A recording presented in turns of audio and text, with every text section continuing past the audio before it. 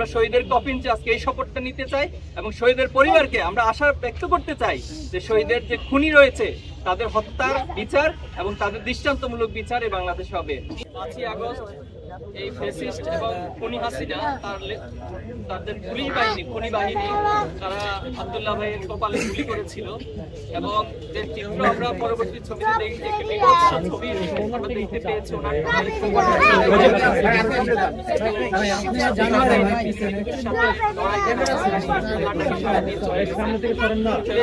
সান্ত্বনা দেওয়ার মতো কোনো ভাষা আমাদের কাছে নাই। কোরআন একটি আয়াত আমি উল্লেখ করতে চাই, সূরা ইমরানের 169 আয়াতে আল্লাহ তাআলা বলছেন ওয়ালা তাহসাবান্নাল্লাযীনা কুতিলু ফি সাবিলিল্লাহি আমওয়াত বাল আহইয়া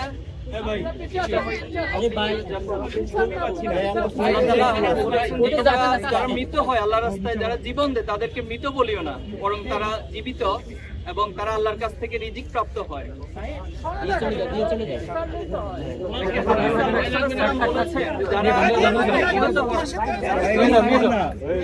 তাদেরকে আল্লাহ তাআলা জান্নাতের পাখি যে রয়েছে সবুজ পাখি তাদের প্রাণগুলোকে আল্লাহ তাআলা বক্ষণ করে দেন। এই পাখিগুলো জান্নাতের বিভিন্ন রিজিক বক্ষণ করে থাকে এবং তারা একটা পর্যায়ে আল্লাহর আরশের কাছে এসে পরস্পর কথোপকথন করে শহীদরা। সেখানে তারা পরস্পর যখন বলে যে আমরা যে রিজিক প্রাপ্ত হচ্ছি আল্লাহর কাছ থেকে যে নিয়ামত পাচ্ছি, জানি না আমাদের পরিবার আমাদেরকে নিয়ে কতটা কষ্ট অনুভব করছে এবং আমাদেরকে নিয়ে কতটা ভাবনায় আছে। তো সে জায়গা থেকে তোমাদের মধ্যে কি কেউ আছো আমাদের পরিবারের কাছে কি এই সান্ত্বনাটা দিবে যে আমরা আল্লাহ তাআলার কাছ থেকে রিজিক প্রাপ্ত হচ্ছি এবং আল্লাহ তাআলার নিয়ামত আমরা এখানে বক্ষণ করছি। আমরা শহীদ পরিবারের কাছে এতটুকুই বলতে চাই, যারা শহীদ হয়েছে নিঃসন্দেহে তারা আল্লাহর কাছ থেকে রিজিক প্রাপ্ত হবেন এবং শহীদ হিসেবে আপনাদের পরিবারের প্রত্যেকের সদস্যের মর্যাদাকে আল্লাহ তাআলা দুনিয়া এবং আখিরাতে অনেক বেশি মর্যাদা বৃদ্ধি করবেন ইনশাআল্লাহ। এবং আমরা এটা বলতে চাই যে যারা আজকে আবু সাঈদ থেকে শহীদ আব্দুল্লাহ পর্যন্ত যারা শহীদ হয়েছেন তারা যে চেতনা রেখে গিয়েছেন, তারা যে স্পিরিট রেখে গিয়েছেন এবং এই আন্দোলনের সামগ্রিকভাবে যদি আমরা বিশ্লেষণ করি শাহাদাতের তামান্নাটা ছিল বড় একটা শক্তি সেখানে।